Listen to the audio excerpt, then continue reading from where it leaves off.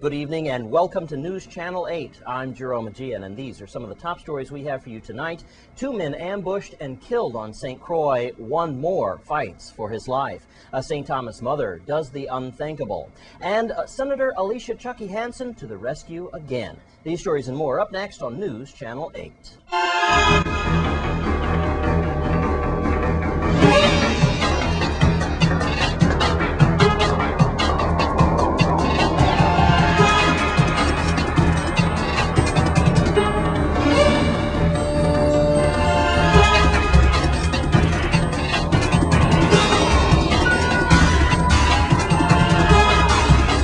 In our top story tonight, 3 young men were ambushed in a hail of bullets earlier today. 2 of them are dead and 1 seriously wounded. And we advise you to use discretion with children or the squeamish, as News Channel 8's Wes Small has this story from Estate Welcome. Thanks a lot, Jerome. Let's get right to it. We are in Estate Welcome, Gallows Bay area near Stop and Save.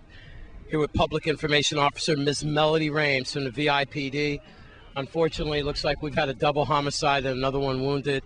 Melody's going to break it on down to us. Thank you, Ms. Rames. Please tell us what's going on. Yeah, Wes, at about 11:15 this morning, 911 received a call of shots being fired in the Estate Welcome area right across from the D.C. County Gator Ballpark. When police arrived on the scene, they saw the white vehicle, which is behind of me, with 3 victims inside. Police believe that at least 2 individuals were coming down this street and opened fire on the vehicle. Again, killing 2 and wounding the other. The wounded person has a gunshot wound, at least 1 gunshot wound to his upper right arm and at least 1 gunshot wound to his right thigh area. Right, and so far, were the suspects now driving when they fired on these guys? I don't have that information right now. But you believe they were in this vicinity? They were in the vicinity. They up this small street here between Schooner Bay and the Stop and Save Market.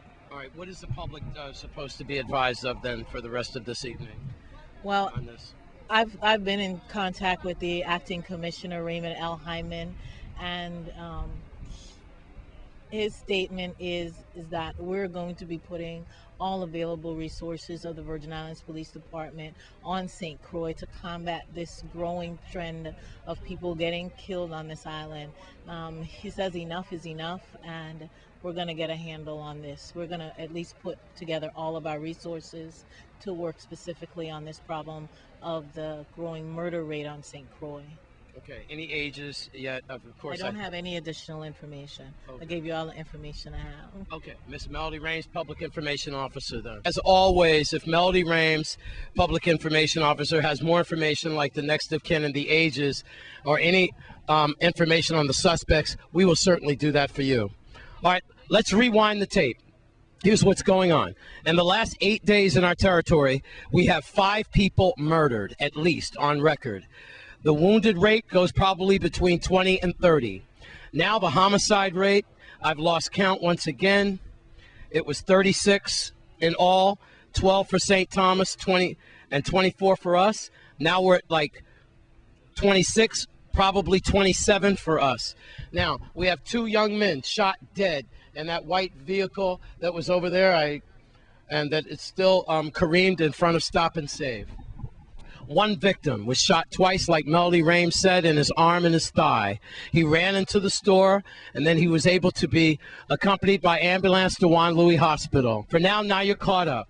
2 young men dead, 1 fighting for his life in the hospital.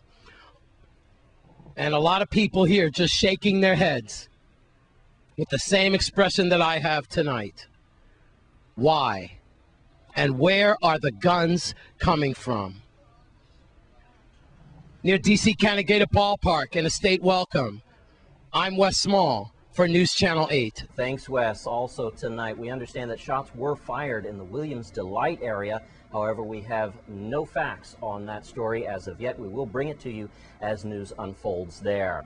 And in other news tonight, the Frederiksted Clinic should be up and running soon, thanks mostly to Senator Chucky Hansen. Here's Wes Small with more. Thank you very much, Jerome. One more time, we're in Freedom City, Frederiksted, and back of us, the illustrious, I can say that now, Frederickstead Clinic, Ingeborg Nesbitt Clinic. And we have hard hats working as we speak. Look at that. There's a construction worker right there. Well, Senator Chucky Hansen, you have to feel better because now people can come to this clinic and that they can get taken care of without having to go all the way mid-island. Well, not quite yet, but we're getting there.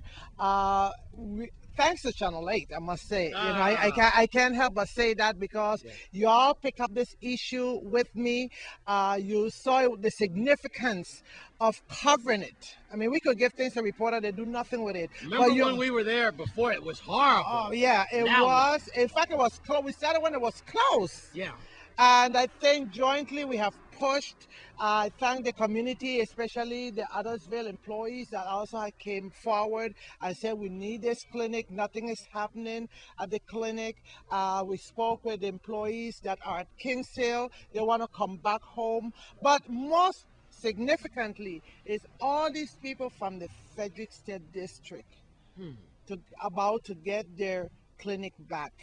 Because I believe that even with a cruise ship and our tourists, something happens and has happened that we are at risk economically. Yes. Because lives can be lost, people can get worse sick, and our economy, because all these federal funds and so forth that we can get by just having this clinic in place. Well, they're going to have a lot more clients, just like Chris Finch was saying, Commissioner of Human Services, how food stamp allotments have gone up. I'm sure MAP card allotments have gone up. Yes. Let's face it, people are losing their jobs. They can't pay the LEAC and so forth. We have the 8%. So you're going to see more people coming to clinics than private doctors. Absolutely. People think 10 times, unless they don't see blood, they would not go to our emergency room or hospital because they just simply cannot afford to see another bill.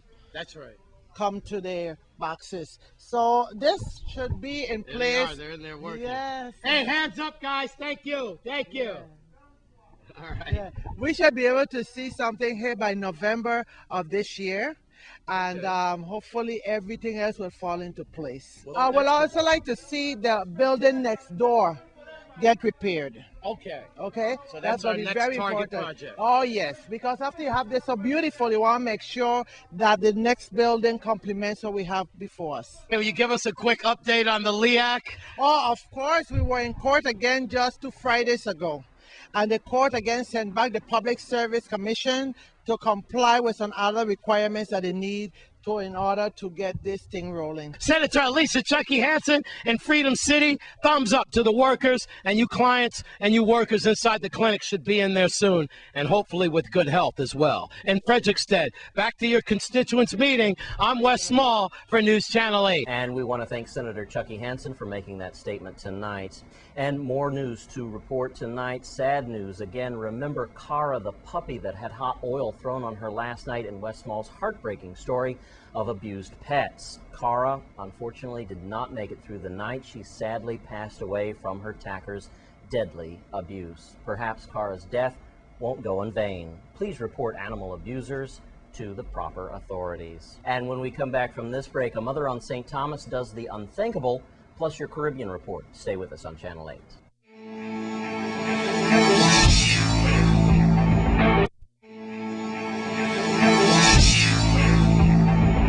And let's take a look at your Caribbean report for tonight.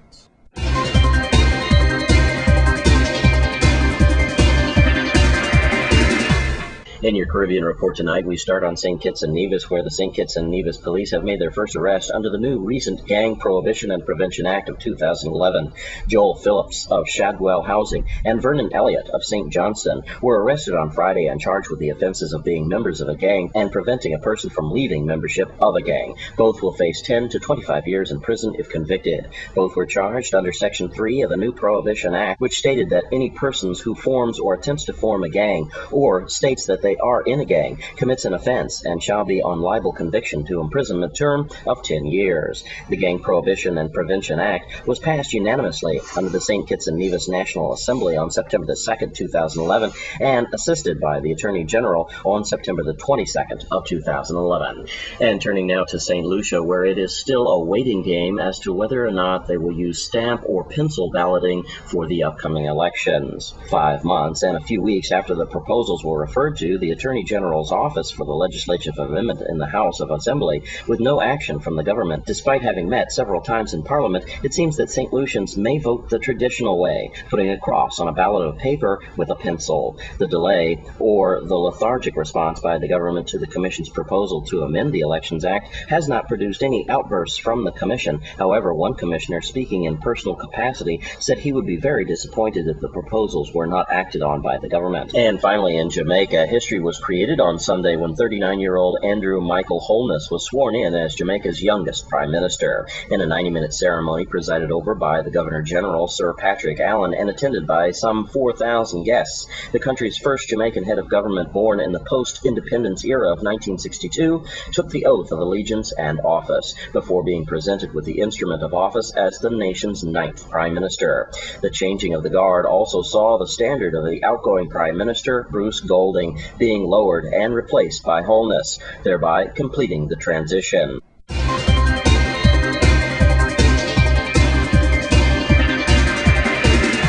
And that's your Caribbean report for tonight. Also tonight, police on St. Thomas arrested a mother who left 3 minor children at home alone. The children, ages 10, 9, and 7, were padlocked inside a residence without proper toilet facilities or running water.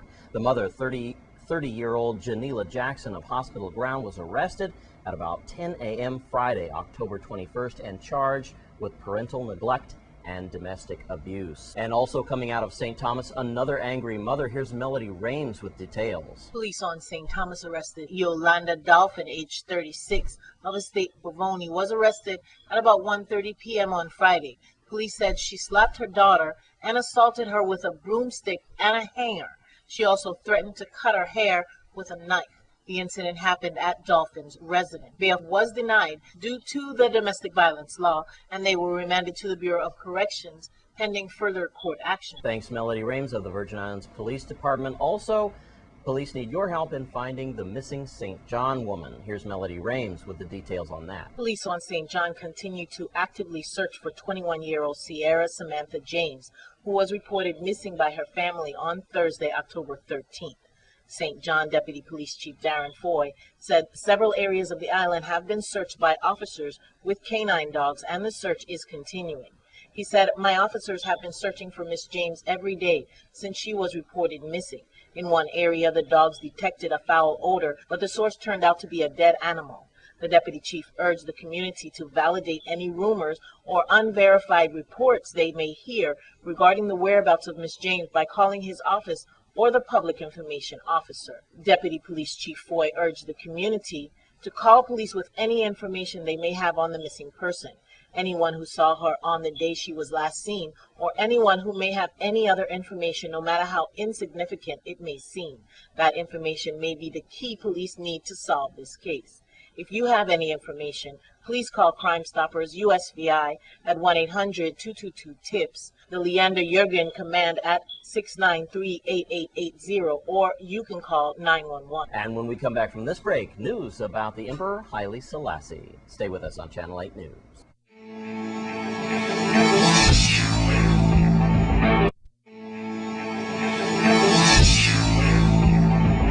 And it will be the 82nd anniversary of Emperor Haile Selassie's rule in Ethiopia. News Channel 8's Wes Small files this report. Thank you very much, Jerome, and enough respect, Haile Selassie I. We're talking about the 82nd anniversary of the coronation of the King, Emperor Haile Selassie, and also his Empress Menin. Yes, Wes. Yes, this is the Seago. 81st. We all know Seago. Blessed love, man. Yes, this Wednesday coming up, the 2nd, November 2nd, and date by date, as the ceremony was 81 years ago. We're hosting a banquet at Harbor Lights. In the courtyard. In the courtyard. This banquet is to commemorate the 81st anniversary of the coronation ceremony of His and Her Majesty, Emperor Haile Selassie and Empress Menen. In the 1930s, it was like a phenomenon to American people to know the struggle that they was going through the West. And here it is, a black king, an emperor and an empress is being crowned and coronated in those days, which was fulfilling the prophecy of Edward Wilmot Blyden, who sent Marcus Garvey to the West to tell us to look forward to the crowning of this king. So we're holding that celebration. It's going to be nice, West. We encourage the people to come out and enjoy it. You know, we'll have poetry, African dancing, DJ Hatma. We'll have live music with reggae bubblers, and we'll actually be showing the documentary of the coronation itself that took place 81 years ago. It's interesting about Edward Wilmot Blyden now, again, the shirt that you had last time you were talking about this, and what is the significance of Edward Wilmot Blyden and the struggle that we're going through today? Well, you know, a lot of people don't know because they don't teach the history of our people how they're supposed to. Edward Wilmot Blyden left the Virgin Islands in 1850 to become a Presbyterian priest in the United States of America, and they told him a black man couldn't be a Presbyterian priest, so he repatriated and went to Africa, Liberia.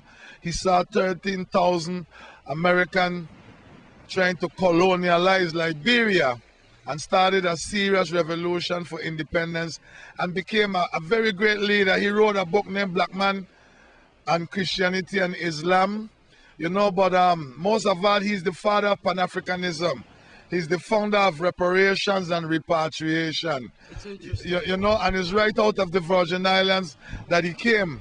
It's so a shame that our people don't know the history, but if it's one thing the Ethiopian World Federation is destined to do is spread the history of our leaders here and internationally, you know. Yes. November 2nd, Harbor Light Courtyard. What time? 7 o'clock. We got live music for reggae bubblers.